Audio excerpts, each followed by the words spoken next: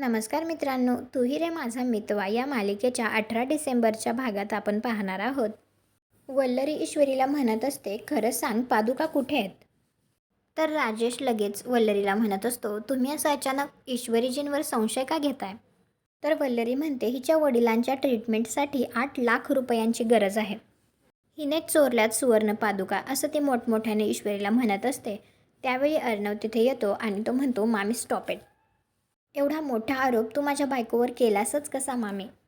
मला पूर्ण खात्री आहे माझी बायको असं काम कधीच करणार नाही. तर आजी म्हणत असते, पादुका गेल्या कुठे? तर अर्णव म्हणतो, आजी मला थोडा वेळ दे. चोर आणि त्याने चोरलेल्या पादुका दोन्ही तुझ्या समोर असतील. तर ईश्वरीसुद्धा आजीला खात्री देते. ती म्हणते की गुरुजी यायच्या आत पादुका इथे असतील. तुम्हाला काय वाटतं, अर्णव आणि ईश्वरी गुरुजी येण्या अगोदर त्या पादुका शोधू शकतील का? कॉमेंट करून नक्की सांगा. व्हिडिओला लाईक करा, आपल्या मराठी मालिका चॅनलला सबस्क्राईब करा. भेटू पुढील भागात.